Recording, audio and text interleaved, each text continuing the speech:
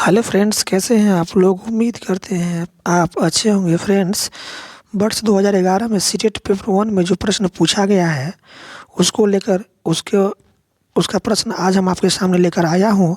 तो फ्रेंड्स, इस previous year प्रश्न को पढ़ लेने से आपको प्रश्न किस तरह परीक्षा में पूछे जाते हैं इसकी जानकारी आपको हो जाएगी। ठीक है, तो फ्रेंड्स, चैनल पर नए हैं तो चैनल को ज़रूर सब्सक्राइब कर लीजिएगा ताकि आने वाले सीटेट की जो भी पेपर होगी आपको प्रीवियस ईयर का, इसका सीधा वीडियो सबसे पहले आपके पास पहुंच जाएगी। तो चैनल को ज़रूर सब्सक्राइब कर लीजिए चैनल पर नए आए हैं तो, और वीडियो को ज़रूर शेयर कीजिएगा। आज हम पढ़ेंगे वर्ष 2011 में पूछे गए सीटेट पेपर वन में सभी प्रश्न को। ठीक है, तो चैनल को ज़रूर सब्सक्राइब कर लीजिएगा। ठीक है, पहला प्रश्न है आपका आप यहाँ पर बाल विकास एवं शिक्षा शास्त्र। ठीक है, बाल विकास एवं शिक्षा शास्त्र जो होता है आपका 30 नंबर का प्रश्न पूछा जाता है। सीटेट पेपर वन में सीडीपी से 30 नंबर पूछे जाते हैं। तो चलिए 30 नंबर आपका किस तरह से आपको पूछा जाता है एग्जाम में, चलिए शुरुआत करते हैं पहला प्रश्न से।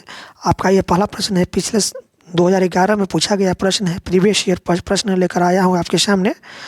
यह प्रश्न पढ़ लेने से आपको निश्चित रूप से आपको परीक्षा की तैयारी में बहुत ही उपयोगी सिद्ध होगी। चलिए शुरुआत करते हैं पहला प्रश्न से। पहला प्रश्न है 1 से 30 तक यह प्रश्न है। 30 नंबर का सीडीपी पूछा जाता है आपके परीक्षा में सीटेट पेपर वन में। ठीक है, तो चलिए सीटेट पेपर वन का ये मैं लेकर आया हूँ क्वेश्चन आपके सामने। सीडीपी का पहला प्रश्न है आपके सामने, शिक्षा के क्षेत्र में पाठ्यचर्या शब्दावली डैश की ओर संकेत करती है। शिक्षा के क्षेत्र में पाठ्यचर्या शब्दावली जो होता है वह किसकी ओर संकेत करता है बताएंगे। तो यह होता है आपका विद्यालय का संपूर्ण कार्यक्रम जिसमें विद्यार्थी प्रतिदिन अनुभव प्राप्त करते हैं।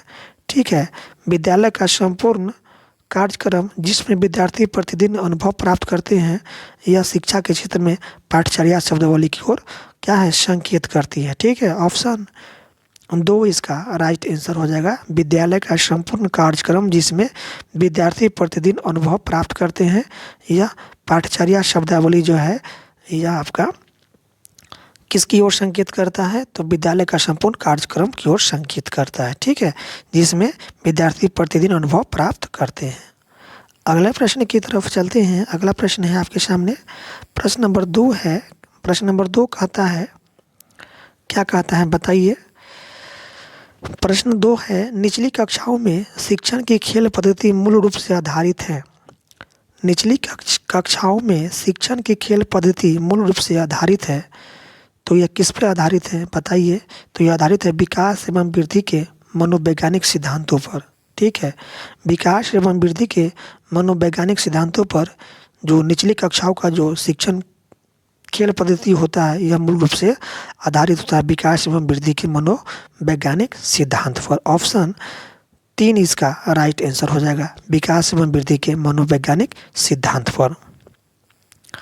अगले प्रश्न की तरफ चलते हैं। प्रश्न नंबर 3 है आपका। प्रश्न नंबर 3 है, एक बच्चा अतीत की समान परिस्थिति में की गई अनुक्रियाओं के आधार पर नई स्थिति के प्रति अनुक्रिया करता है। ठीक है, एक बच्चा है जो अतीत यानी पुराने समय की परिस्थिति में की गई अनुक्रियाओं के आधार पर नई स्थिति के प्रति अनुक्रिया करता है। यह किससे संबंधित है, यह किससे संबंधित है, तो यह आपका है सीखने का प्रभाव नियम से संबंधित है। ठीक है, सीखने का प्रभाव नियम से संबंधित है। जब एक बच्चा अतीत की समान परिस्थिति को नई स्थिति की प्रतिक्रिया से जब यह अनुभव करता है तो यह सीखने का प्रभाव नियम से संबंधित होता है। ऑप्शन 2 इसका राइट आंसर हो जाएगा। अगले प्रश्न की तरफ चलते हैं आपके सामने। अगला प्रश्न है दिया हुआ, डिसलेक्सिया किससे संबंधित है। डिसलेक्सिया किससे संबंधित है बताएंगे। तो डिसलेक्सिया जो होता है ये आपका पठन विकार होता है। ठीक है, बच्चा पढ़ने में असक्षम होता है। बच्चा शब्द को उल्टे पुल्टे करके पढ़ता है, जैसे अ को ब पढ़ लेता है। ठीक है, तो डिसलेक्सिया जो होती है यह पठन संबंधी विकार होता है। इसमें बच्चे को पढ़ने में कठिनाई होती है। तो डिसलेक्सिया जो है पठन संबंधी विकार है। ऑप्शन 3 इसका राइट आंसर हो जाएगा।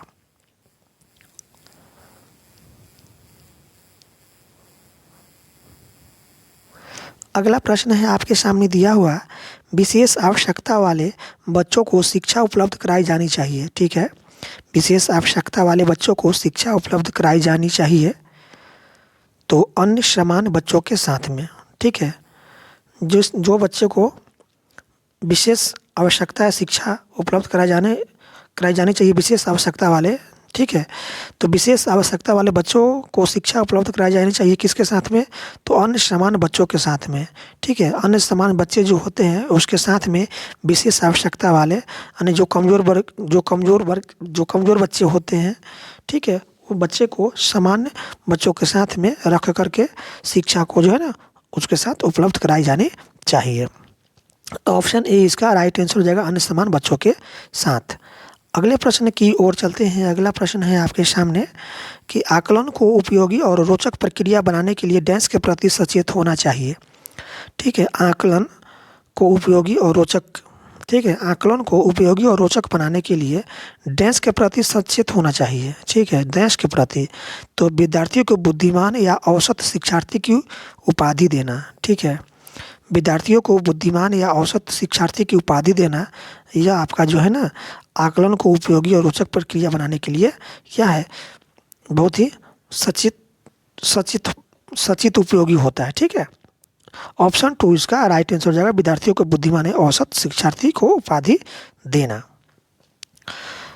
अगले प्रश्न की तरफ चलते हैं। अगला प्रश्न है आपके सामने, डैश प्रतिभाशाली होने का संकेत नहीं है। तो प्रतिभाशाली होने का संकेत नहीं है दूसरे के साथ झगड़ा करना, यह प्रतिभाशाली होने का संकेत नहीं होता है। ठीक है, प्रतिभाशाली बच्चे जो है दूसरे के साथ झगड़ा नहीं करते हैं, तो ऑप्शन 2 हो जाएगा, दूसरे के साथ झगड़ना यह प्रतिभाशाली होने का संकेत नहीं है। ठीक है, ऑप्शन 2 हो जाएगा इसका राइट आंसर। अगले प्रश्न की तरफ चलते हैं। अगला प्रश्न है, बच्चे दुनिया के बारे में अपनी समझ का सृजन करते हैं। ठीक है, बच्चे दुनिया के बारे में अपनी समझ का क्या करते हैं, सृजन करते हैं, इसका श्रेय डैश को जाता है। तो बच्चे दुनिया के बारे में अपनी समझ का सृजन करते हैं, यह किसने कहा था बताएंगे आप? तो यह किसने कहा था? यह कहा था पियाजे ने। किसने कहा था? पियाजे ने कहा था कि बच्चे दुनिया के बारे में अपनी समझ का सृजन करता है और यह श्रेय किसका है? आपका पियाजे का है। ऑप्शन ए इसका राइट आंसर हो जाएगा। अगले प्रश्न की तरफ चलते हैं। अगला प्रश्न है आपके सामने, कृतिका अक्सर घर में ज़्यादा बात नहीं करती है। ठीक है, लेकिन विद्यालय में वह काफ़ी बात करती है। कृतिका जो एक लड़की है वो घर में अक्सर बात नहीं करती है, ज़्यादा बात नहीं करती है, लेकिन विद्यालय में वह काफ़ी बात करती है। यह दर्शाता है कि क्या दर्शाता है? यह दर्शाता है कि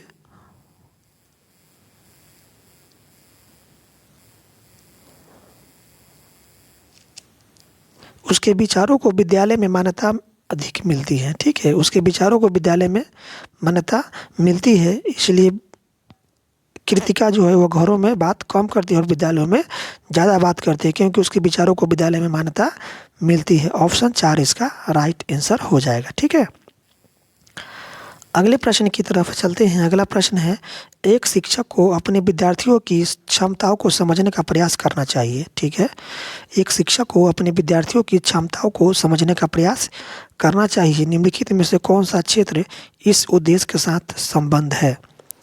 कौन सा क्षेत्र इस उद्देश्य के साथ संबंध है? तो ये आपका शिक्षा मनोविज्ञान। शिक्षा मनोविज्ञान के अंतर्गत एक शिक्षक को अपने विद्यार्थियों की क्षमताओं को समझने का प्रयास करना चाहिए। तो ऑप्शन 4 हो जाएगा, शिक्षा मनोविज्ञान। ठीक है, शिक्षा मनोविज्ञान के अंतर्गत अपने बच्चों को क्षमताओं को समझने का प्रयास करना चाहिए। ठीक है, एक शिक्षक को। अगले प्रश्न की तरफ चलते हैं। अगला प्रश्न है आपके सामने दिया हुआ, सीखने की प्रक्रिया में अभिप्रेरणा। तो सीखने की प्रक्रिया में अभिप्रेरणा जो है यह आपका होता है शिक्षार्थियों को सीखने के प्रति रुचि का विकास करती है। ठीक है, शिक्षार्थियों को सीखने के प्रति रुचि का विकास करती है, सीखने की प्रक्रिया में अभिप्रेरणा। ठीक है, सीखने की प्रक्रिया में अभिप्रेरणा जो है ये आपका शिक्षार्थियों को सीखने के प्रति रुचि का विकास करती है। ऑप्शन 4 इसका राइट आंसर हो जाएगा। अगले प्रश्न की तरफ चलते हैं। अगला प्रश्न है आपके सामने दिया हुआ, सीखना समृद्ध हो सकता है यदि सीखना समृद्ध हो सकता है यदि वास्तविक दुनिया से उदाहरणों को कक्षा में लाया जाए। ठीक है, वास्तविक दुनिया की बातों को कक्षा में लाया जाए उदाहरण के माध्यम से, जिसमें विद्यार्थी एक दूसरे से अंतःक्रिया करके, ठीक है, अंतःक्रिया करके और शिक्षक उस प्रक्रिया को सुगम बनाए। ठीक है, तो यह सीखना तभी समृद्ध हो सकता है यदि वास्तविक दुनिया से उदाहरणों को कक्षा में लाया जाए, जिसमें विद्यार्थी एक दूसरे से अंतःक्रिया करे और शिक्षक उस प्रक्रिया को सुगम बनाए। तो ऑप्शन ए इसका राइट आंसर हो जाएगा। ठीक है,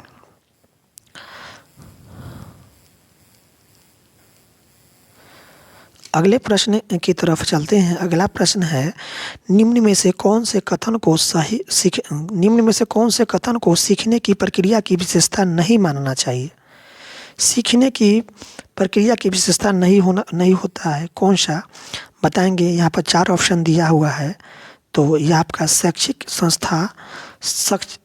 संस्थान ही एकमात्र संस्थान है जहाँ अधिगम प्राप्त होता है। नहीं, यह जो है ना, यह ऐसा नहीं बात है, ऐसी बात नहीं है कि शैक्षणिक संस्था ही एकमात्र संस्थान है जहाँ बच्चे सीख सकते हैं। ऐसा नहीं, बच्चे दुनिया के उदाहरणों से इंटरेक्ट करके अपने आप में भी सीख सकता है। ठीक है, तो इसका ऑप्शन हो जाएगा ऑप्शन 1, शैक्षिक संस्थाओं की ही एकमात्र संस्थान है जहाँ अधिगम प्राप्त होता है। यह विशेषता नहीं है सीखने की प्रक्रिया से। ऑप्शन ए इसका राइट आंसर हो जाएगा, शैक्षणिक संस्थान एकमात्र संस्थान है जहाँ अधिगम प्राप्त होता है। ऑप्शन ए इसका राइट आंसर हो जाएगा। ठीक है, अगले प्रश्न की तरफ चलते हैं। अगला प्रश्न है आपके सामने कि 5वीं कक्षा के दृष्टिबाधित विद्यार्थी को क्या करना चाहिए बताइए? तो यदि 5वीं कक्षा के दृष्टिबाधित विद्यार्थी है तो उसको कक्षा के साथ में विशेष व्यवहार किया जाना चाहिए। ठीक है, कक्षा के साथ में समान बच्चों की तरह विशेष व्यवहार किया जाना चाहिए। ऑप्शन 4 इसका राइट आंसर हो जाएगा। अगले प्रश्न की तरफ चलते हैं। अगला प्रश्न है आपके सामने दिया हुआ, प्राथमिक स्तर पर एक शिक्षक में निम्न में से किसे सबसे महत्वपूर्ण विशेषता मानना चाहिए? प्राथमिक स्तर पर बताइए, प्राथमिक स्तर पर एक शिक्षक में निम्न में से किसे सबसे महत्वपूर्ण विशेषता मानना चाहिए? बताएंगे आंसर आप। तो धैर्य और दृढ़ता प्राथमिक स्तर पर एक शिक्षक के सबसे महत्वपूर्ण विशेषता होनी चाहिए, धैर्य और दृढ़ता। ऑप्शन 2 इसका राइट आंसर हो जाएगा। अगले प्रश्न की तरफ चलते हैं। अगला प्रश्न है आपके सामने, वह अवस्था जब बच्चा तार्किक रूप से वस्तुओं और घटनाओं के विशेष में चिंतन प्रारंभ करता है। ठीक है, वैसा घटना जब बच्चा तार्किक रूप से वस्तुओं और वह घटनाओं के विषय में चिंतन प्रारंभ करता है, तो यह कौन सा अवस्था होता है बताइए? बच्चों में कौन सा अवस्था होता है? तो होता है मूर्त संक्रियात्मक अवस्था। ठीक है, मूर्त संक्रियात्मक अवस्था में बच्चा जो होता है वह तार्किक रूप से वस्तुओं और घटनाओं के विषय में चिंतन करना प्रारंभ कर देता है। तो ऑप्शन 4 इसका राइट आंसर हो जाएगा, मूर्त संक्रियात्मक अवस्था। अगले प्रश्न की तरफ चलते हैं। अगला प्रश्न है आपके सामने दिया हुआ, एक शिक्षक अपने लोकतांत्रिक स्वभाव के कारण विद्यार्थियों को पूरी कक्षाओं में कहीं भी बैठने की अनुमति देता है। ठीक है, कुछ शिक्षार्थी एक साथ बैठते हैं और चर्चा करते हैं या सामूहिक पठन करते हैं, कुछ चुपचाप बैठकर अपने आप पढ़ते हैं। एक अभिभावक को यह पसंद नहीं आता है। इस स्थिति से निपटने का निम्न में से कौन सा तरीका सबसे बेहतर हो सकता है? बताइए, कौन सा तरीका सबसे बेहतर हो सकता है? तो यह है आपका, यह तरीका आपका कौन सा बेहतर होगा? अभिभावकों को शिक्षकों पर विश्वास व्यक्त करना चाहिए और शिक्षक के साथ समस्या पर चर्चा करनी चाहिए। ठीक है, ऑप्शन 3 इसका राइट आंसर हो जाएगा। अभिभावकों को शिक्षक पर विश्वास व्यक्त करना चाहिए और शिक्षक के साथ समस्या पर चर्चा करनी चाहिए। ऑप्शन 3 इसका राइट आंसर हो जाएगा। अगले प्रश्न की तरफ चलते हैं। अगला प्रश्न है आपके सामने, सीखने के अंतर्दृष्टि सिद्धांत को किसने बढ़ावा दिया था? सीखने के अंतर्दृष्टि सिद्धांत को किसने बढ़ावा दिया था बताएंगे? तो यह आपका गेस्टाल्ट की सिद्धांतवादी सिद्धांत जो है ना सीखने की अंतर्दृष्टि को बढ़ावा दिया था, तो होगा गेस्टाल्ट की सिद्धांतवादी सिद्धांत होगा। ठीक है, ऑप्शन ए इसका राइट आंसर हो जाएगा। अगले प्रश्न की तरफ चलते हैं। अगला प्रश्न है आपके सामने, बच्चों के बौद्धिक विकास की 4 विशिष्ट अवस्थाओं की पहचान की गई है। तो बच्चों के बौद्धिक विकास की 4 विशिष्ट अवस्थाओं की पहचान की गई है, बताएंगे कमेंट के माध्यम से आंसर। तो ये होगा पियाजे द्वारा। ठीक है, पियाजे ने ही बच्चों की 4 अवस्था बताया था, 4 विशिष्ट अवस्था बताया था, पहचान किया था, कौन? पियाजे। तो ऑप्शन 4 इसका राइट आंसर हो जाएगा पियाजे द्वारा। अगले प्रश्न की तरफ चलते हैं। अगला प्रश्न है आपके सामने दिया हुआ, निम्नलिखित में से किस अवस्था में बच्चे अपने समन्वयक समूह के सक्रिय सदस्य हो जाते हैं? किस अवस्था में, बताएंगे आंसर आप। तो ये होगा आपका किशोरावस्था में। ठीक है, किशोरावस्था में बच्चे जो होते हैं वह समवयस्क समूह के सक्रिय सदस्य हो जाते हैं। ठीक है, ऑप्शन 1 इसका राइट आंसर हो जाएगा किशोरावस्था। अगले प्रश्न की तरफ चलते हैं। अगला प्रश्न है आपके सामने, बच्चों की सीखने की प्रक्रिया में माता पिता को डैश भूमिका निभानी चाहिए। तो बच्चों को सीखने की प्रक्रिया में माता पिता की भूमिका कैसी होनी चाहिए, बताएंगे कमेंट के माध्यम से। क्या आंसर होगा, बताएंगे आप, क्या होगा आंसर इसका?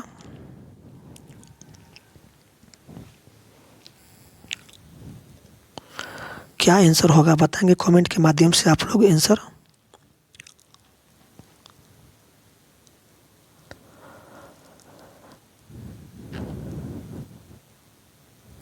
क्या होगा आंसर,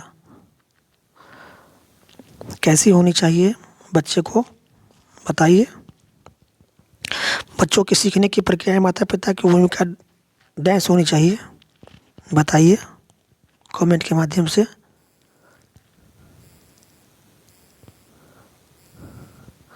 अग्र उन्मुखी होना चाहिए, कैसी होना चाहिए? अग्र उन्मुखी होनी चाहिए। ठीक है, अगले प्रश्न की तरफ चलते हैं। अगला प्रश्न है आपके सामने कि विकास कभी न समाप्त होने वाली प्रक्रिया है। ठीक है, विकास जो है ना यह कभी समाप्त होने वाली प्रक्रिया नहीं है। ठीक है, तो यह विचार किससे संबंधित है? किसने कहा था कि विकास कभी समाप्त होने वाली प्रक्रिया नहीं है? यह सिद्धांत किसका है, बताएंगे। यह सिद्धांत किससे संबंधित है, बताइएगा आप लोग कमेंट के माध्यम से कि विकास कभी न समाप्त होने वाली प्रक्रिया है। तो यह विचार किससे संबंधित है, बताएंगे कमेंट के माध्यम से। तो यह आपका निरंतरता का सिद्धांत से। ठीक है, निरंतरता के सिद्धांत से संबंधित है आपका विकास। ठीक है, विकास कभी भी समाप्त होने वाला प्रक्रिया नहीं है, विकास हमेशा होते रहता है। ठीक है, तो विकास कभी ना समाप्त होने वाली प्रक्रिया है। ऑप्शन 2 होगा इसका राइट आंसर, निरंतरता का सिद्धांत। अगले प्रश्न की तरफ चलते हैं। अगला प्रश्न है आपके सामने, वो कौन सा स्थान है जहां बच्चे के संज्ञात्मक विकास को सबसे बेहतर तरीके से परिभाषित किया जा सकता है, बताएंगे कमेंट के माध्यम से आंसर। तो यह आपका विद्यालय एवं कक्षा पर्यावरण। विद्यालय एवं कक्षा पर्यावरण में बच्चे को जो है ना संज्ञात्मक विकास को सबसे बेहतर तरीके से परिभाषित किया जा सकता है। ठीक है, ऑप्शन 2 इसका राइट आंसर हो जाएगा। विद्यालय एवं कक्षा पर्यावरण में बच्चे को संज्ञात्मक विकास को सबसे बेहतर तरीके से परिभाषित किया जा सकता है। ऑप्शन 2 इसका राइट आंसर हो जाएगा। ठीक है,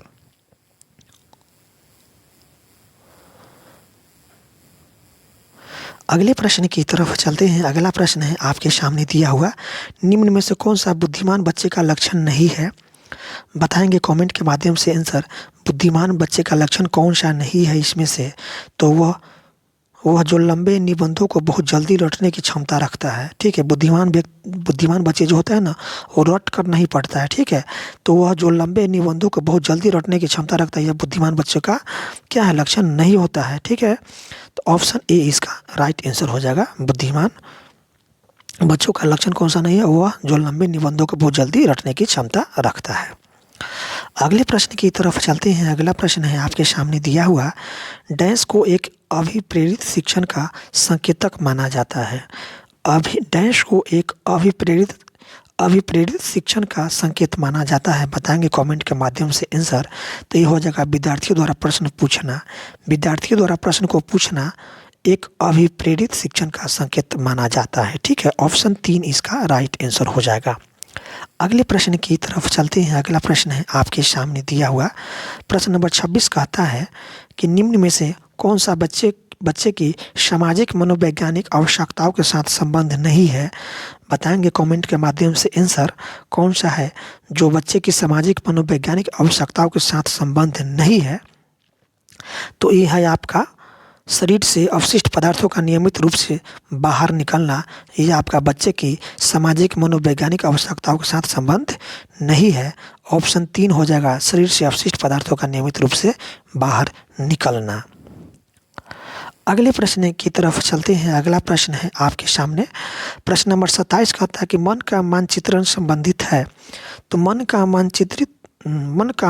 मानचित्रण संबंधित है किस से बताएंगे। तो ये आपका मन की क्रियाशीलता पर अनुसंधान से। मन का मानचित्रण संबंधित है मन की क्रियाशीलता पर अनुसंधान से। ठीक है, मन की क्रियाशीलता पर अनुसंधान से मन का मानचित्रण संबंधित है। ऑप्शन 4 इसका राइट आंसर हो जाएगा। अगले प्रश्न की तरफ चलते हैं। अगला प्रश्न है आपके सामने दिया हुआ विशेष रूप से प्राथमिक स्तर पर विद्यार्थियों की सीखने संबंधी समस्याओं को संबोधित करने का सबसे बेहतर तरीका है। तो सबसे बेहतर तरीका कौन सा हो सकता है बताएंगे आप। तो सबसे बेहतर तरीका है अक्षमता के अनुरूप विभिन्न शिक्षण पद्धतियों का प्रयोग करना। जो है यह आपका विशेष रूप से प्राथमिक स्तर पर विद्यार्थियों को सीखने संबंधी समस्याओं को दूर करने का बेहतर तरीका है अक्षमता के अनुरूप विभिन्न शिक्षण पद्धतियों का प्रयोग करना। ऑप्शन ए इसका राइट आंसर हो जाएगा। अगले प्रश्न की तरफ चलते हैं। अगला प्रश्न है आपके सामने दिया हुआ अगला प्रश्न है आपके सामने पियाजे के अनुसार निम्नलिखित में से कौन सी अवस्था में बच्चा अमूर्त संकल्पनाओं के विषय में तार्किक चिंतन करना आरंभ करता है।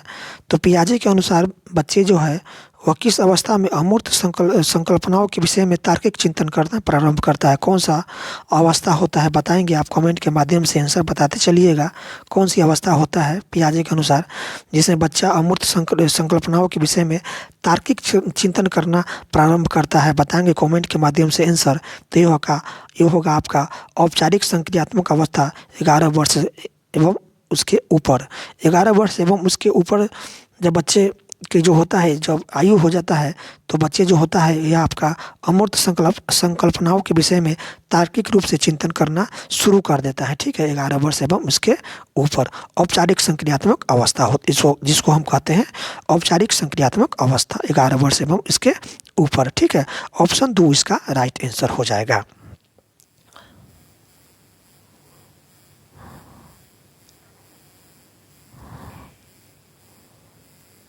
अगले प्रश्न की तरफ चलते हैं। अगला प्रश्न है आपके सामने दिया हुआ यहाँ पर प्रश्न कहता है यहाँ पर आपके सामने निम्न में से कौन सा शिक्षार्थियों में सृजनात्मक का पोषण करता है।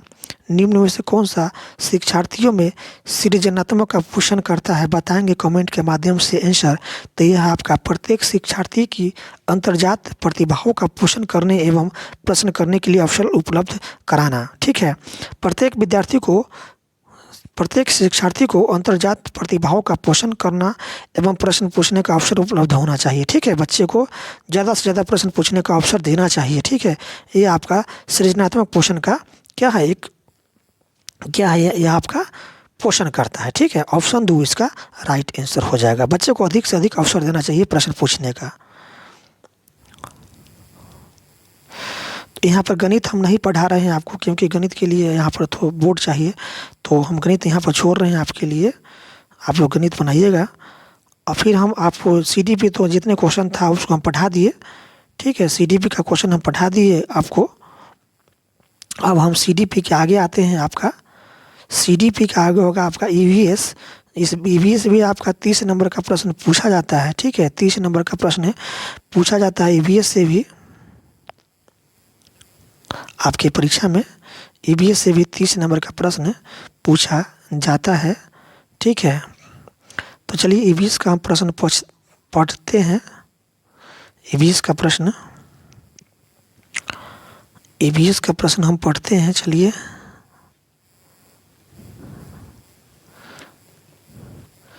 मैथ हम आप लोग के लिए छोड़ रहे हैं। हम ईवीएस से शुरुआत करते हैं।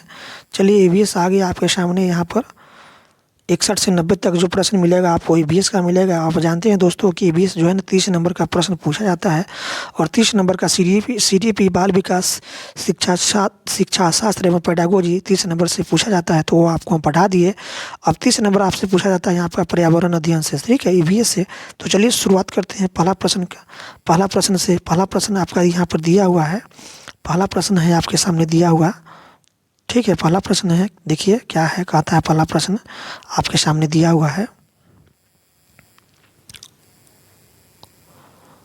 ईवीएस का पहला प्रश्न है यहाँ, पर्यावरण अध्ययन के शिक्षक के रूप में आप बच्चे को चिड़ियाघर ले जाने की योजना बनाते हैं, ठीक है।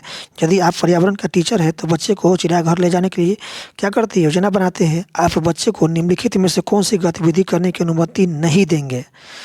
कौन सा अनुमति नहीं देंगे बताएंगे यहाँ पर, कौन सा आंसर हो जाएगा। तो चिड़ियाघर के जानवरों के लिए बहुत सारी खाना ले जाने की सामग्री ले जाना, ये आप अनुमति नहीं देंगे, ठीक है। चिड़ियाघर के जानवरों के लिए बहुत सारी खाने की सामग्री ले जाना, ये बच्चे को आप अलाउ नहीं करेंगे, ठीक है, चिड़ियाघर घुमाने के क्रम में। ऑप्शन 1 इसका राइट आंसर हो जाएगा। चिड़ियाघर के जानवरों के लिए बहुत सारी खाना सामग्री ले जाना, ठीक है, ये इसका राइट आंसर होगा। ये आप अनुमति नहीं देंगे बच्चों को। दूसरे प्रश्न की तरफ चलते हैं। प्रश्न नंबर 62 है आपका। दूसरा यहाँ पर 62 है प्रश्न नंबर। प्रश्न कहता है कि बीज अंकुरण की अवधारणाओं को इस तरह सबसे बेहतर तरीके से पढ़ाया जा सकता है। बीज अंकुरण की अवधारणाओं को इस तरह सबसे बेहतर तरीके से पढ़ाया जा सकता है, बताएंगे आंसर। तो इसका आंसर हो जाएगा, बीज बोने, अंकुरित के विभिन्न चरणों का अवलोकन करने और उनका चित्र बनाने की गतिविधि को बच्चों को निष्पादित करने के लिए कहना, ठीक है। यह बीज अंकुरण की अवधारणा को बेहतर तरीके से पढ़ाए जाने का क्या है, तरीका है। बीज बोना, अंकुरण के विभिन्न चरणों का अवलोकन करना, देखना और उनका चित्र बनाना और उसकी गतिविधि को बच्चों को निष्पादित करने के लिए कहना, ठीक है, ये आपका बेहतर तरीका है बीज अंकुरण की अवधारणा को क्या है, पढ़ाने का। अगले प्रश्न की तरफ चलते हैं। अगला प्रश्न है आपके सामने दिया हुआ कि मीरा और दिव्या छोटी लड़कियां है, ठीक है। मीरा और दिव्या छोटी लड़कियां है। मीरा समोसे, कटलेट और डबल रोटी खाना पसंद करती है, जबकि दिव्या ऐसा पसंद नहीं करती है, जिसमें लौह तत्व की कमी है। मीरा और दिव्या को निम्नलिखित बीमारियों में से क्रमशः कौन सी बीमारी होगी, ठीक है, कौन सा बीमारी होगी बताइएगा कमेंट के माध्यम से। कौन सा बीमारी होगी, कौन सी बीमारी होगी बताएंगे कमेंट के माध्यम से। तो होगा इसमें मोटापा, ठीक है, मोटापा और एनीमिया, क्योंकि जब आयरन की कमी है तो एनीमिया होगी, ठीक है। और मोटापा के लिए यहाँ पर कहता है कि मीरा क्या खाना पसंद करती है, तो समोसा, कटलेट और डबल रोटी खाना पसंद करती है, जबकि दिव्या ऐसा भोजन पसंद नहीं करते जिसमें लौह तत्व की कमी हो। तो लौह तत्व की कमी यानी आयरन की कमी से क्या हो जाता है, आप जानते ही हैं, एनीमिया हो जाती है। और आप खाइएगा ज़्यादा कार्बोहाइड्रेट वाला पदार्थ तो क्या होगा, आपका मोटापा होगा। यानी यहाँ पर दिया हुआ है कि समोसा का, कटलेट और डबल रोटी खाने से क्या होता है, आपका मोटापा हो सकता है, ठीक है। तो मोटापा और एनीमिया, ठीक है, ये इसका राइट ऑप्शन हो जाएगा 4, मोटापा और एनीमिया। अगले प्रश्न की तरफ चलते हैं। अगला प्रश्न है आपके सामने दिया हुआ। प्रश्न नंबर 64 कहता है, बच्चों के विभिन्न प्रकार के ईंधनों से परिचित कराने के लिए शिक्षक, ठीक है, बच्चों के विभिन्न प्रकार के ईंधनों से परिचित कराने के लिए शिक्षक को क्या करना चाहिए। तो शिक्षक को क्या करना चाहिए बताएंगे आप आंसर कमेंट के माध्यम से। तो शिक्षक को क्या करना चाहिए, एक शिक्षक को बताइए ईंधन के बारे में बतलाने के लिए बच्चों को, शिक्षक को क्या करना चाहिए। तो एक लघु फिल्म दिखाने के साथ खाना पकाने के लिए इस्तेमाल होने वाले संभावित ईंधनों के प्रकारों पर बच्चों के साथ चर्चा करना चाहिए, ठीक है। एक शिक्षक को विभिन्न ईंधन के प्रकार को बताने के क्रम में एक लघु फिल्म दिखाना चाहिए और खाना पकाने के लिए इस्तेमाल होने वाले संभावित ईंधनों के प्रकारों पर बच्चों के साथ चर्चा करना चाहिए। ऑप्शन 2 इसका राइट आंसर हो जाएगा। ठीक है, अगले प्रश्न की तरफ चलते हैं। अगला प्रश्न है आपके सामने दिया हुआ, मानचित्र पढ़ने के लिए आवश्यक कौशल में शामिल है। तो मानचित्र पढ़ने के लिए आवश्यक कौशल में कौन सा शामिल है? तो यह आपका स्थान, दूरी और दिशाओं की होना जरूरी है मानचित्र को पढ़ने के लिए। ठीक है, स्थान, दूरी और दिशाओं की सापेक्ष स्थिति को समझने की योग्यता होनी चाहिए मानचित्र पढ़ने के लिए। ऑप्शन 2 इसका राइट आंसर हो जाएगा। अगले प्रश्न की तरफ चलते हैं। अगला प्रश्न है आपके सामने दिया हुआ कि पर्यावरण अध्ययन की कक्षा में बच्चों की व्यक्तिगत अनुभव को महत्व देना शिक्षा को लाभ पहुंचाता है। तो पर्यावरण अध्ययन की कक्षा में बच्चों के व्यक्तिगत अनुभवों को महत्व देना शिक्षा को लाभ पहुंचाता है। तो इसका राइट आंसर हो जाएगा विषय को बच्चों के अनुभव संसार से जोड़ने और विमर्श व सीखने को बढ़ावा देने में। ठीक है, विषय को बच्चों के अनुभव संसार से जोड़ना और विमर्श सीखने की बढ़ावा देना, ये आपका पर्यावरण अध्ययन की कक्षा में बच्चों के व्यक्तिगत अनुभव को महत्व को देता है। ठीक है, ऑप्शन 1 इसका राइट आंसर हो जाएगा, विषय को बच्चों के अनुभव संसार से जोड़ना और सीखना। ठीक है, सीखने का बढ़ावा देना। अगले प्रश्न की तरफ चलते हैं। अगला प्रश्न है आपके सामने दिया हुआ, यह देखा गया है कि पाचन क्रिया बाहर की अपेक्षा आमाशय के अंदर अधिक तेजी से होती है। ठीक है, यह देखा गया है कि पाचन क्रिया बाहर की अपेक्षा आमाशय के अंदर अधिक तेजी से होती है, क्योंकि तो इसका कारण क्या है? इसका कारण क्या है बताएंगे। तो इसका कारण है आमाशय के अंदर भोजन का मंथन होता रहता है, जिससे उसकी सतह क्या होता है, जिसकी उसकी सतह का क्षेत्रफल क्या होता है, बढ़ जाता है और एंजाइम की क्रिया तेजी से हो जाता है। ठीक है, यही इसका कारण है। अगले प्रश्न की तरफ चलते हैं। अगला प्रश्न है आपके सामने दिया हुआ। अगला प्रश्न है आपके सामने कि निम्नलिखित कथनों में से कौन सा प्राथमिक स्तर पर पर्यावरण पढ़ाने का उद्देश्य नहीं है? ठीक है, निम्नलिखित कथनों में से कौन सा प्राथमिक स्तर पर पर्यावरण अध्ययन पढ़ाने का उद्देश्य नहीं है? बताएंगे कमेंट के माध्यम से आंसर। तो ये है आपका बच्चों पर आकलन के लिए शब्दावली और परिभाषाओं का बोझ डालना। ठीक है, बच्चों पर आकलन के लिए शब्दावली और परिभाषाओं का बोझ डालना, ये आपका पर्यावरण अध्ययन पढ़ाने का उद्देश्य नहीं है। ठीक है, यानी बच्चों पर अधिक भार नहीं होना चाहिए, बच्चे को स्वतंत्र रखना है। ठीक है, अगले प्रश्न की तरफ चलते हैं। अगला प्रश्न है आपके सामने, भैंस की पीठ पर अक्सर बगुला पक्षी बैठा दिखाई देता है। ठीक है, भैंस की पीठ पर अक्सर बगुला, इसको इंग्रेंट कहते हैं, पक्षी बैठा दिखाई देता है। ऐसा इसलिए होता है क्योंकि बगुला क्या करता है बताइए? भैंस की पीठ पर बैठकर बगुला क्या करता है? तो बगुला जो है भैंस की पीठ पर परजीवी कीट को खाता है। ठीक है, बगुला जो है भैंस की पीठ पर परजीवी कीट को खाता है बैठ करके। ऑप्शन 1 इसका राइट आंसर हो जाएगा। अगले प्रश्न की तरफ चलते हैं। अगले प्रश्न है आपके सामने कि पर्यावरण अध्ययन की पाठ्य पुस्तक में रेलवे टिकट का एक नमूना दिखाना क्या बतलाता है? तो इसका आंसर हो जाएगा, आपका आंसर 2 होगा, बच्चों को वास्तविक जानकारी से अंतःक्रिया करने का अवसर देना, साथ ही अवलोकन की कुशलता का विकास करना। ये इसका राइट आंसर हो जाएगा, बच्चों को वास्तविक जानकारी से अंतःक्रिया करने का अवसर देना और साथ ही अवलोकन की कुशलता का विकास करना।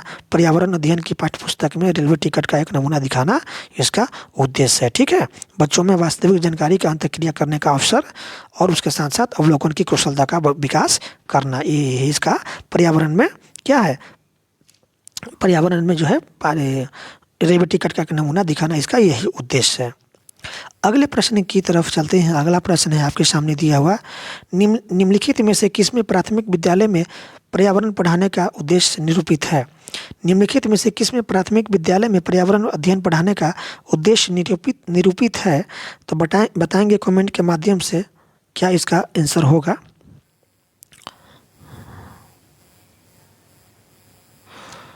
तो इसका आंसर हो जाएगा आपका, अपने ज्ञान का विस्तार करने के लिए बच्चों को सूचना देना कि उन्हें कौन सी पुस्तकें पढ़नी चाहिए। ठीक है, अगले प्रश्न की तरफ चलते हैं। अगले प्रश्न है आपके सामने कि दंत कार्य के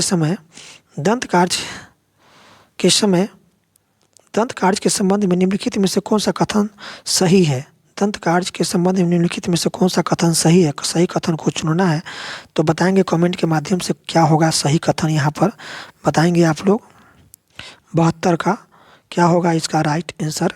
तो होगा दंत कार्य बच्चे को सूचना खोजने, अपने विचारों का निर्माण करने और उन्हें पर उच्चारित करने का ऑप्शन प्रदान करता है। कौन? दंत कार्य। ठीक है, तो दंत कार्य का संबंध जो है ना, वो बच्चों की सूचना खोजना, विचार करना, विचार आदि का निर्माण करना और उन्हें उच्चारित करने का ऑप्शन प्रदान करता है दंत कार्य। तो यह इसी से संबंधित है दंत कार्य। ठीक है, बच्चों का सोचना, खोजना, अपने विचारों का निर्माण करना और उच्चारित करने का अवसर प्रदान करता है दंत कार्य। ठीक है, ऑप्शन 1 इसका राइट आंसर हो जाएगा। अगले प्रश्न की तरफ चलते हैं। अगला प्रश्न है आपके सामने दिया हुआ है। अगला प्रश्न है कि पर्यावरण अध्ययन की कक्षा में सरल प्रयोग और निर्देशन किया जा सकता है।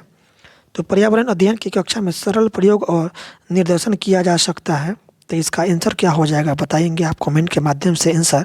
तो होगा ये आपका आंसर होगा कि बच्चों को स्वयं सीखने के योग्य बनाने और अवलोकन कौशलों को पैना करने के लिए। ठीक है, इसका यही इसका राइट आंसर हो जाएगा। बच्चों को स्वयं सीखने के योग्य बनाने और अवलोकन कौशलों को पैना करने के लिए ये जो होता है आपका पर्यावरण अध्ययन की कक्षा में सरल प्रयोग और निर्देशन किए जा सकते हैं। अगले प्रश्न की तरफ चलते हैं। अगले प्रश्न है आपके सामने दिया हुआ। दुर्गा एक गांव में रहती है और लकड़ी या गोबर की उपले का ईंधन इस्तेमाल करते हैं। चूल्हे पर खाना पकाती है। पिछले 3 महीनों से उसे तेज खांसी आ रही है। इसका कारण हो सकता है, तो इसका कारण क्या होगा बताएंगे कमेंट के माध्यम से। तो इसका कारण यही होगा,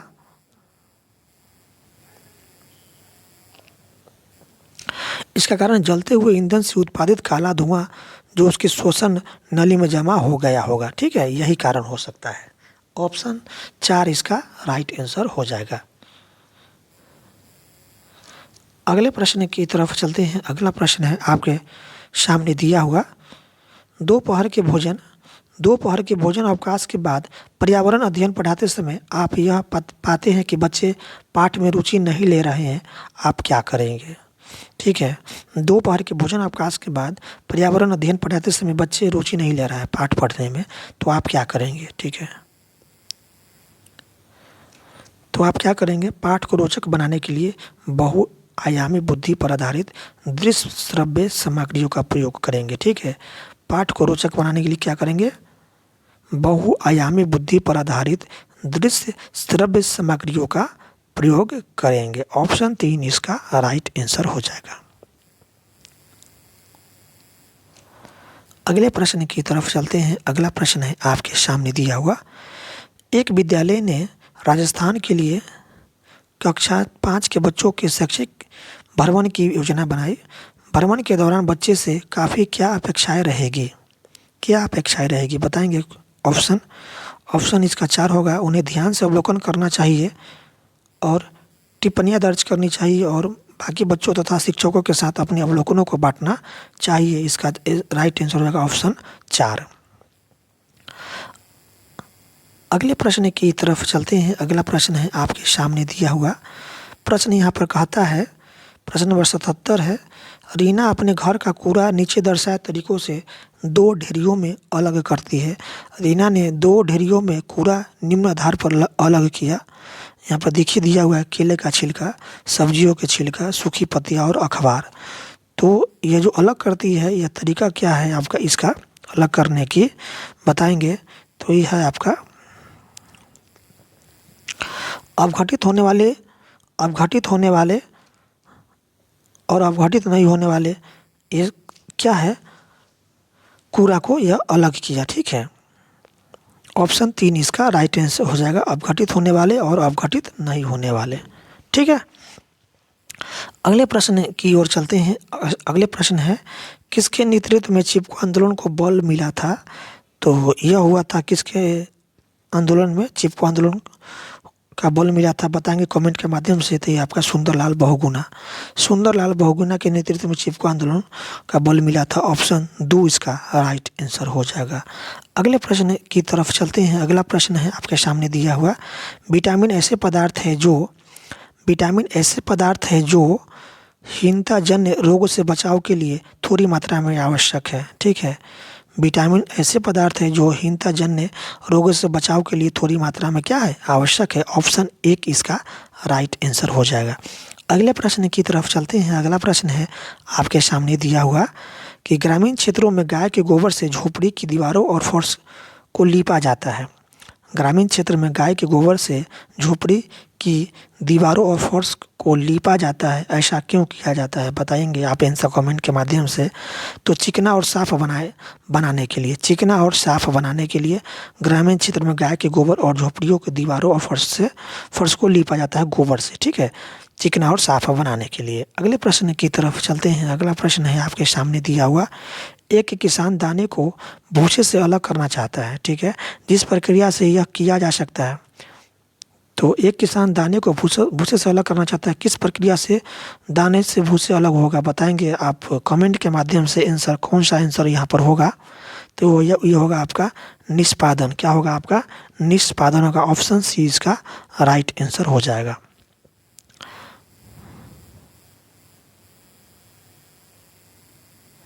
अगले प्रश्न की तरफ चलते हैं। अगला प्रश्न आपका प्रश्न नंबर 82 है। प्रश्न नंबर 82 कहता है आपके सामने है कि पर्यावरण अध्ययन की पाठ्यपुस्तक में पहेलियाँ शामिल करने का निम्नलिखित में से कौन सा उद्देश्य नहीं है। पहेलियाँ, पर्यावरण अध्ययन की पाठ्यपुस्तक में पहेलियाँ शामिल करने का निम्नलिखित में से कौन सा उद्देश्य नहीं है, बताएंगे कमेंट के माध्यम से आंसर। तो उद्देश्य बच्चों के मस्तिष्क को भ्रमित करना और उन्हें इस भ्रम को आनंद उठाने देना, ठीक है। यह आपका जो है ना, यह उद्देश्य नहीं है पर्यावरण अध्ययन में पहेलियाँ शामिल करने का, ठीक है। ऑप्शन एक इसका राइट आंसर हो जाएगा, बच्चों के मस्तिष्क को भ्रमित करना और उन्हें इस भ्रम का आनंद उठाने देना, यह पर्यावरण अध्ययन में पहेलियों का शामिल करने का उद्देश्य नहीं है। ऑप्शन एक इसका राइट आंसर हो जाएगा।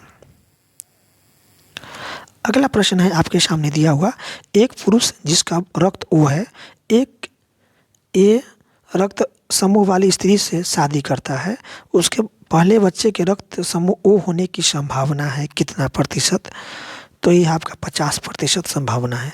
एक पुरुष जिसका रक्त ग्रुप है O और वह जो है एक रक्त ग्रुप वाले स्त्री से शादी करता है, तो उसके बच्चे में रक्त समूह की होने की संभावना होगा 50%, ठीक है। वो रक्त समूह होने की संभावना कितना होगा, 50%।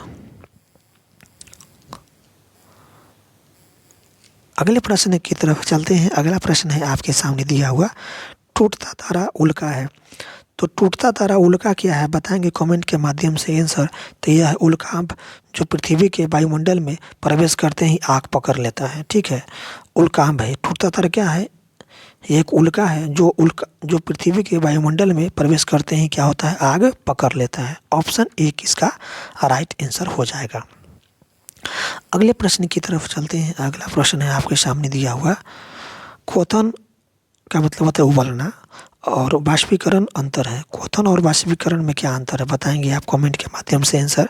तो वाष्पीकरण और क्वथन और वाष्पीकरण में अंतर क्या है, तो यह है आपका वाष्पीकरण किसी भी तापमान पर हो सकता है, ठीक है, वाष्पीकरण की क्रिया किसी भी तापमान पर हो सकता है, जबकि क्वथन नहीं। यही इसका अंतर होता है क्वथन और वाष्पीकरण में।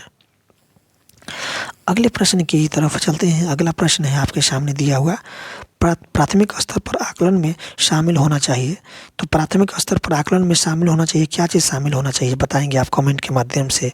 तो ये होगा शिक्षक द्वारा सतत और असंरचनात्मक तरीके से किए गए अवलोकन को बच्चों और अभिभावकों के साथ बांटना, ये आपका प्राथमिक स्तर पर आकलन में सम्मिलित होना चाहिए, ठीक है। ऑप्शन 3 इसका राइट आंसर हो जाएगा। अगले प्रश्न की तरफ चलते हैं। अगला प्रश्न है आपके सामने दिया हुआ, नींबू साधारण पानी में डूब जाता है, ठीक है, लेकिन नमकीन पानी में तैरता है, कारण क्या है, बताइएगा। नींबू साधारण पानी में डूब जाता है लेकिन नमकीन पानी में तैरता है, कारण क्या है, इसका कारण बताएंगे आप लोग। तो इसका कारण है नमकीन पानी का घनत्व साधारण पानी के घनत्व से अधिक होता है, ठीक है।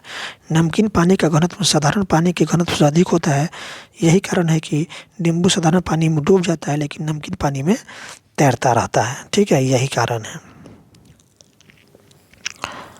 अगले प्रश्न की तरफ चलते हैं। अगला प्रश्न है आपके सामने दिया हुआ, पके हुए चावल रेफ्रिजरेटर में अपेक्षाकृत लंबे समय तक परिचित किए जा सकते हैं क्योंकि कारण क्या है? तो इसका कारण है आपका कम तापमान पर रोगाणु निष्क्रिय हो जाते हैं। कम तापमान पर रोगाणु निष्क्रिय हो जाते हैं जिसके कारण चावल रेफ्रिजरेटर में अपेक्षाकृत लंबे समय तक सुरक्षित रहते हैं। ठीक है, यही कारण है। ऑप्शन 3 इसका राइट आंसर हो जाएगा। अगले प्रश्न की तरफ चलते हैं। अगला प्रश्न है आपके सामने दिया हुआ, रक्त की जांच द्वारा किसकी उपस्थिति में मलेरिया की पहचान होती है? तो रक्त की जांच के द्वारा किसकी उपस्थिति में मलेरिया की पहचान होती है बताएंगे कमेंट के माध्यम से। आंसर आप जानते होंगे तो क्या होगा? तो होगा आपका लाल रक्त कोशिकाओं में मलेरिया परजीवी, जिसको हम कहते हैं प्लाज्मोडियम, इसकी पहचान किया जाता है आपका रक्त जांच कर। ठीक है, रक्त जांच के द्वारा जो है ना लाल रक्त कोशिकाओं में मलेरिया परजीवी की पहचान किया जाता है। ऑप्शन 2 इसका राइट आंसर हो जाएगा।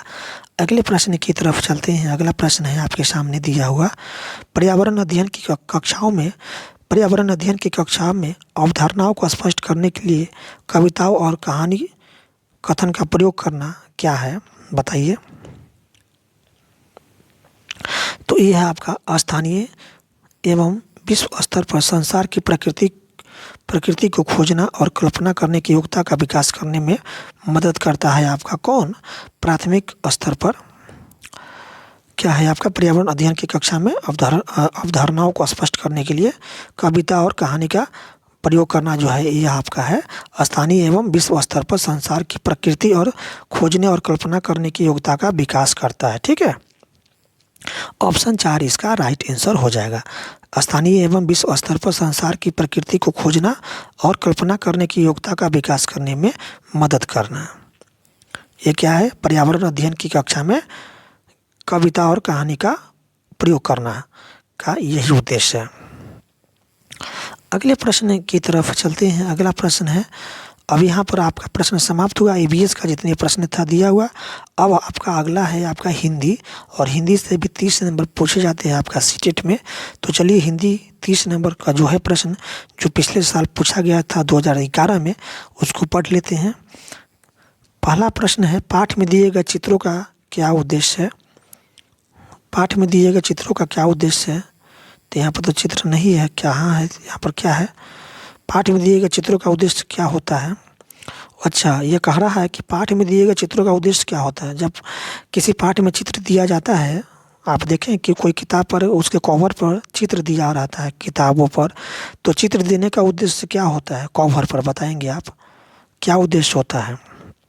कमेंट के माध्यम से आंसर बताते चलिएगा क्या उद्देश्य है। तो उद्देश्य इसका चित्र अमूर्त संकल्पनाओं को समझने में सहायता करता है। ठीक है, चित्र जो होता है वो अमूर्त संकल्पनाओं को समझने में क्या करता है? सहायता करता है। इसलिए चित्रों का उद्देश्य होता है पाठ में चित्रों को लगाना जो होता है यही उद्देश्य होता है। चित्र जो है अमूर्त संकल्पनाओं को समझने में मदद करता है। ऑप्शन 1 इसका राइट आंसर हो जाएगा। अगला प्रश्न है आपके सामने दिया हुआ, भाषा के अभिव्यक्तात्मक कौशल है। तो भाषा के अभिव्यक्तात्मक कौशल है आपका सुनना बोलना। ठीक है, सुनना और बोलना क्या है? भाषा के अभिव्यक्तात्मक कौशल है। ऑप्शन 2 इसका राइट आंसर हो जाएगा। अगला प्रश्न है आपके सामने दिया हुआ। अगला प्रश्न है कि प्राथमिक स्तर पर कौन सा भाषा शिक्षक का उद्देश्य नहीं है? बताएंगे कमेंट के माध्यम से आंसर। प्राथमिक स्तर पर जो है कौन सा भाषा शिक्षण का उद्देश्य नहीं है? तो इसका आंसर हो जाएगा वर्णमाला को क्रम से कंठस्थ करना। वर्णमाला को क्रम से कंठस्थ करना यह आपका प्राथमिक स्तर पर भाषा शिक्षण का उद्देश्य नहीं है। ऑप्शन 3 इसका राइट आंसर हो जाएगा। अगले प्रश्न की तरफ चलते हैं। अगला प्रश्न है आपके सामने कि उपरचनात्मक शिक्षण की सफलता पर निर्भर करती है। तो उपरचनात्मक शिक्षण की सफलता जो है यह किस पर निर्भर करती है बताएंगे आप? तो यह निर्भर करता है आपका समस्याओं के कारणों की सही पहचान पर। ठीक है, समस्याओं के कारणों की सही पहचान पर जो है यह आपका उपचरणात्मक शिक्षण की सफलता निर्भर करती है। ऑप्शन 4 इसका राइट आंसर हो जाएगा। ठीक है, अगले प्रश्न की तरफ चलते हैं। अगला प्रश्न है आपके सामने, भाषा कौशलों के संदर्भ में कौन सा कथन उचित है? भाषा कौशल के संबंध में कौन सा कथन उचित है बताएंगे तो आपका भाषा के चारों कौशल परस्पर अंतर संबंधित होता है। ठीक है, यही इसका भाषा के कौशलों के संदर्भ में कथन सही है। ठीक है, भाषा के चारों कौशल परस्पर क्या होता है? अंतर संबंधित होती है। ऑप्शन 4 इसका राइट आंसर हो जाएगा।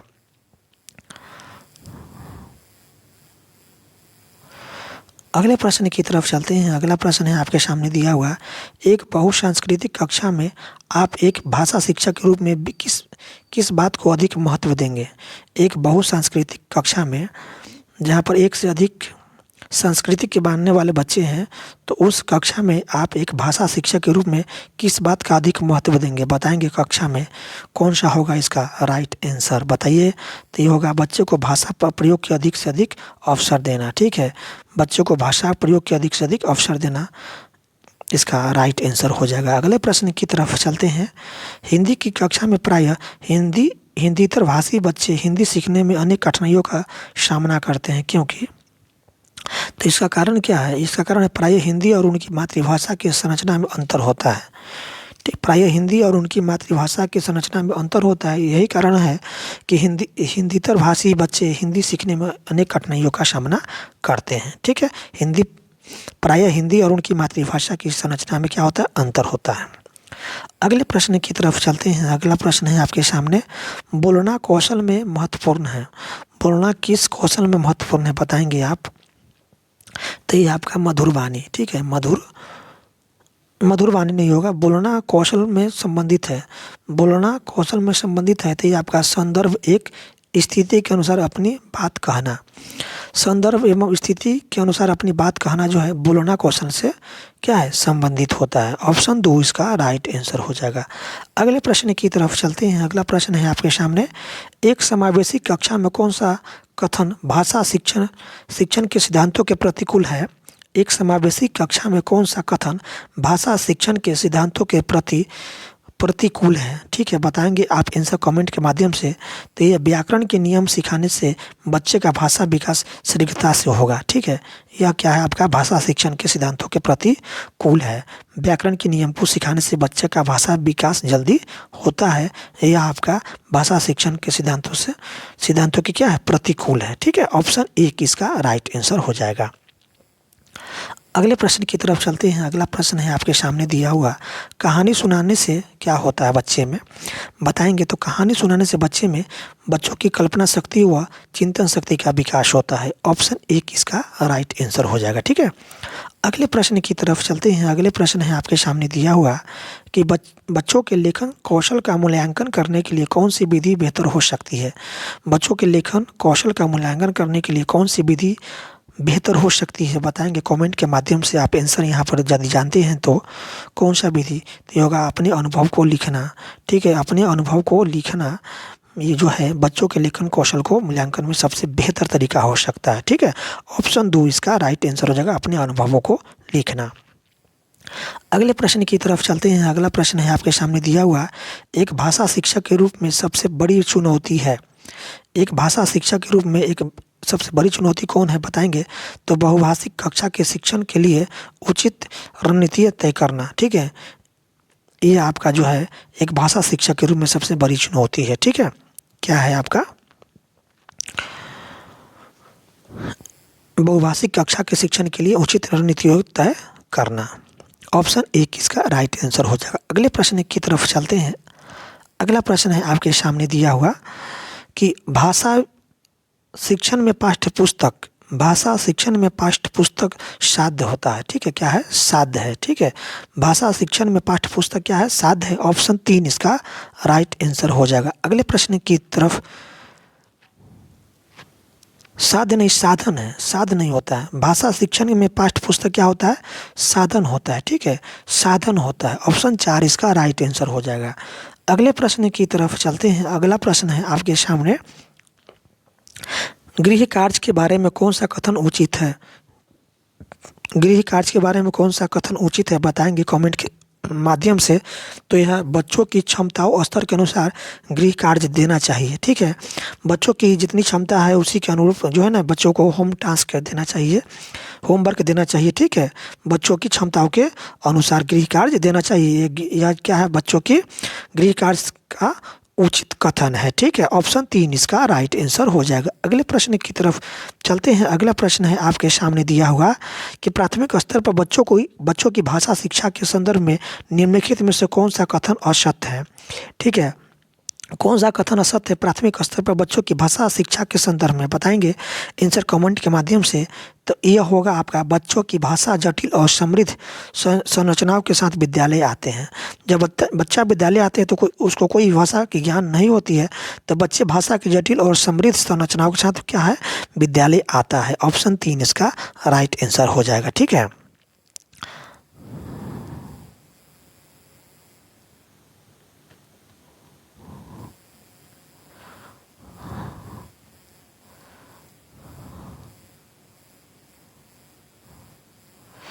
अब यहाँ पर आपका अगला प्रश्न दिया हुआ है। यहाँ पर है, गद्यांश को पढ़कर निम्नलिखित प्रश्नों में से सबसे उचित विकल्प को चुनिए। गद्यांश को पढ़ना है। क्या गद्यांश है? मनु बहन ने पूरे दिन की डायरी लिखी। मनु बहन ने पूरे दिन की डायरी लिखी, लेकिन एक जगह लिख दिया सफाई वगैरह की। गांधी जी ने प्रतिदिन डायरी पढ़कर उस पर अपने हस्ताक्षर करते थे। आज की डायरी पर हस्ताक्षर करते हुए गांधी जी ने लिखा, काटने की गति का हिसाब लिखा जाए, मन में आए हुए विचार लिखा जाए, जो जो पढ़ा हो उसकी टिप्पणी लिखा जाए, वगैरह का उपयोग नहीं होना चाहिए। डायरी में वगैरह शब्द के लिए कौन सा स्थान नहीं है। जिसने जो पढ़ा है वह लिखा जाए। ऐसा करने से पढ़ा हुआ कितना पच गया वह मालूम हो जाएगा।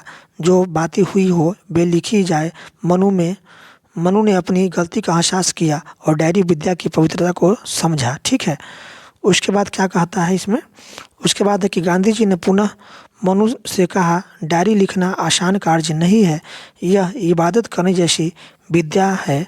हमें शुद्ध व सच्चे रूप से प्रत्येक छोटी बड़ी घटना को निष्पक्ष रूप से लिखना चाहिए, चाहे कोई भी बात हमारे विरोध ही क्यों न किया जा रही हो।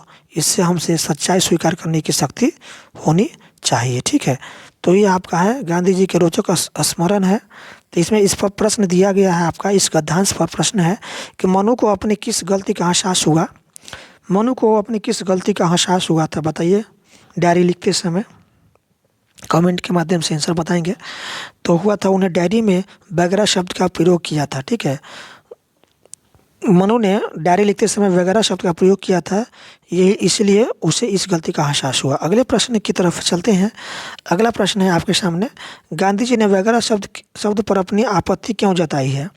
तो गांधी जी ने वगैरह शब्द पर अपनी आपत्ति जो है ना, वगैरह शब्द में कार्य और विचार की स्पष्टता नहीं होती है। ठीक है, वगैरह शब्द में कार्य और विचार की स्पष्टता नहीं होती है, इसलिए गांधी जी ने वगैरह शब्द पर आपत्ति जताई है। ऑप्शन 4 इसका राइट आंसर हो जाएगा। ठीक है, अगले प्रश्न की तरफ चलते हैं। अगला प्रश्न है आपके सामने दिया हुआ। अगला प्रश्न है आपके सामने, गांधी जी ने डायरी लिखने की इबादत करने जैसा क्यों कहा है। गांधी जी ने डायरी लिखने को इबादत करने जैसा क्यों कहा है, कारण क्या है, बताएंगे कमेंट के माध्यम से। आंसर आप जानते होंगे तो इसका कारण है, दोनों में सच्चाई और ईमानदारी चाहिए। ठीक है, दोनों में सच्चाई और ईमानदारी चाहिए, इसलिए गांधी जी ने डायरी लिखते समय इबादत करने जैसा बात कही है। ठीक है, अगले प्रश्न की तरफ चलते हैं। अगले प्रश्न है, डायरी लिखना इसलिए महत्वपूर्ण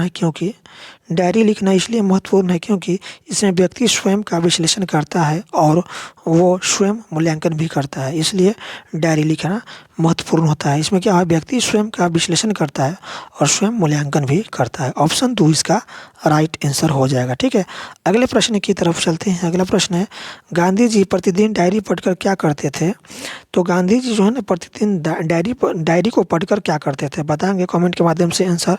तो यह डायरी पर हस्ताक्षर करते थे और यह देखते थे कि व्यक्ति अपने कार्य और विचार में किस दिशा में जा रहा है। ठीक है, यही काम करते थे गांधी जी। डायरी लिखने के बाद अपना हस्ताक्षर करते थे और पढ़ते थे कि व्यक्ति जो है ना अपने कार्य विचार किस दिशा में जा रहा है। ऑप्शन 4 इसका राइट आंसर हो जाएगा। अगला प्रश्न है आपके सामने दिया हुआ, प्रतिदिन शब्द में कौन सा समास है। प्रतिदिन शब्द में कौन सा समास है बताएंगे आप, तो अव्ययीभाव समास है। ठीक है, अव्ययीभाव समास से प्रतिदिन शब्द में अव्ययीभाव समास होता है। ठीक है, ऑप्शन 3 इसका राइट आंसर हो जाएगा, अव्ययीभाव समास। अगले प्रश्न की तरफ चलते हैं। अगला प्रश्न है आपके सामने, पढ़ा हुआ कितना पच गया का अर्थ है। पढ़ा हुआ कितना पच गया का अर्थ क्या होता है, तो पढ़ा हुआ कितना आत्मसात किया, इसका यही अर्थ होता है। ऑप्शन 1 इसका राइट आंसर हो जाएगा। अगला प्रश्न है आपके सामने दिया हुआ, कार्य शब्द का तद्भव रूप बताइए। कार्य शब्द का तद्भव रूप बताइए, बताएंगे क्या होता है कार्य शब्द का तद्भव रूप, तो ये काज होता है। क्या होता है, काज होता है। कार्य शब्द का तद्भव रूप काज होता है। ऑप्शन 4 इसका राइट आंसर हो जाएगा। ठीक है, अगले प्रश्न की तरफ चलते हैं। अगला प्रश्न है, विचार में एक प्रत्यय लगाकर शब्द बनाइए। विचार में एक शब्द लगाकर शब्द बनाइए, क्या होगा बताएंगे आप। आंसर कमेंट के माध्यम से जानते होंगे तो होगा ये आपका वैचारिक होगा। क्या होगा, वैचारिक होगा। ठीक है,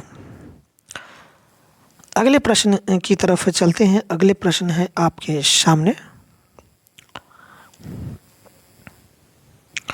गहरी नींद में सोने का अर्थ है, तो गहरी नींद में सोने का अर्थ होता है आपका बेखबर होना। ठीक है, गहरी नींद में सोने का अर्थ होता है बेखबर होकर सोना। ऑप्शन 4 इसका राइट आंसर हो जाएगा। अगला प्रश्न है, कवि लोगों को कहाँ नहीं जाने देगा। तो कवि जो है ना, यह लोगों को कहाँ नहीं जाने देगा, बताएंगे आप आंसर कमेंट के माध्यम से। तो पतन की राह पर। ठीक है, पतन की राह पर कवि जो है ना लोगों को नहीं जाने देगा। अगले प्रश्न की तरफ चलते हैं। अगला प्रश्न है, कवि किस तरह के व्यक्तियों को संबोधित कर रहा है। तो कवि जो है यह आपका जो जीवन की कठोर वास्तविकताओं से बेखबर है, उसकी ओर यह आपको संबोधित कर रहा है। ठीक है, ऑप्शन 4 इसका राइट आंसर हो जाएगा। अगला प्रश्न है आपके सामने, कवि लोगों को क्यों जगाना चाहता है। तो कवि लोगों को ताकि मनुष्य में गतिशीलता आ सके, इसलिए वे प्रगति के पथ पर आगे बढ़ सके, इसलिए जो है ना कवि लोगों को जगाना चाहता है। अगला प्रश्न है आपके सामने, अतल अस्ताचल तुम्हें जाने न दूंगा। अतल अस्ताचल तुम्हें जाने न दूंगा पंक्ति में कौन सा अलंकार है। तो यह आपका अनुप्रास अलंकार। ठीक है, अनुप्रास अलंकार है। अगला प्रश्न है आपके सामने दिया हुआ। अगला प्रश्न है,